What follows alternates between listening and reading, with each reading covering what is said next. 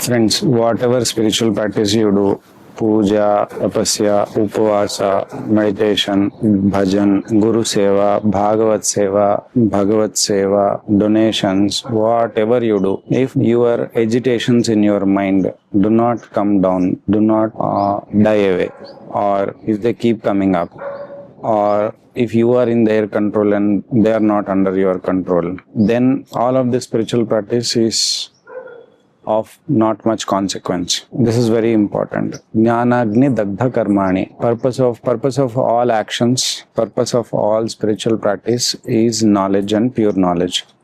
Now, what is knowledge? The amount of information that you have in your mind? No. Is it the more memory of shastras or scriptures or Sanskrit knowledge you have? No. Not all of these things. Is it whether you are Mahamandaleshwar or not? No.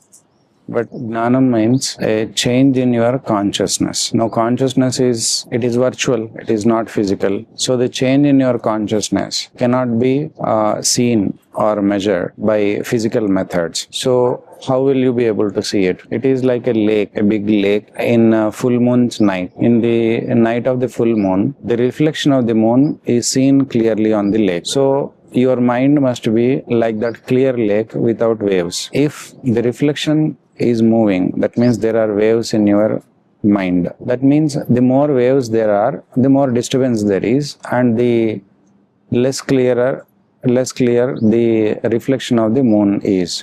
So again we have to wait till the waves are cleared and the lake is still to see the moon's reflection. So that the ability to reflect the moon, the reality or God and truth, etc., that is dependent on how still the lake of your mind is. So if your mind is not still, it is agitated, agitation, agitation. So if it is agitated, then you can never reflect the truth. Okay. So there are 6 kinds of agitations: kama, krodha, lobha, moha, mada, matsara. So 3 seem to be positive, but they are still agitations. 3 seem to be negative, so they anyway have to be gotten rid of. All 6 need to be gotten rid of. Now, can any human being by design, is it possible to get rid of all these agitations? No, they have their role to play. I mean, when you have to reproduce, you need kama. When you have to discipline somebody, sometimes you may look krodhit, you may look angry, etc. Actually,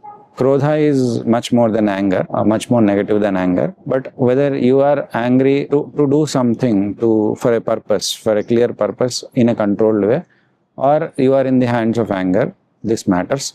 And krodha, I translate it as vengeance, not anger. So there cannot be any vengeance inside you, and you cannot be spiritual. Both cannot be true.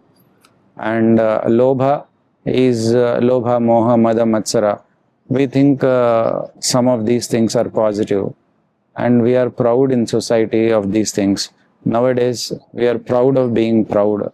We are proud of having ego. All these movies, etc., they show you in slow motion how egotistic and how stylish how proud the hero is, the protagonist. So you imagine yourself, you empathize with the hero, and you think in the real world also you need to be like that. All of this wrong education, etc., is there. But amidst all of this, if you really want to be spiritual, the fundamentals of spirituality. In an earlier video, I told you that if you do not have Trikarna Shuddhi, you can never be spiritual, really, even in spite of whatever you do or other spiritual practices. Similarly, here I am saying, if your mind is showing these agitations, if you are not able to control these things, then there is really no progress that is being done. So I'm not saying it should happen overnight, or I'm not saying if you have these agitations, it is the end of the road. No, not at all. I'm saying that this is a way to measure whether you are actually progressing or not, or whether you have actually attained the states that you think you attained in spirituality or not. So, kama, krodha, lobha, moha, mada, matsara. All these 6 are the forms of agitation in your mind. Okay? Please take care of these things. I'm not saying these things are bad or anything like that. Nothing in this world that is created is bad. Everything is your projection only. But everything has their own purpose in life. If we don't understand these purposes, and if we behave with them in a different way than we ought to behave, then only the problem will be there. So the dosha is like anavyapti dosha, avyapti dosha, and adhivyapti dosha, ativyapti dosha. Like, for example, if there is something called vatsalya. So vatsalya is important. It is a very positive thing. But if you think too much of it, if you're attached to your children or students too much, then it is adhivyapti, ativyapti dosha.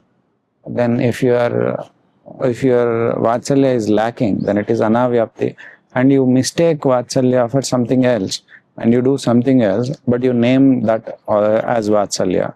That is avyapti dosha. So this is over-evaluation in English, over-evaluation, under-evaluation, or otherwise evaluation.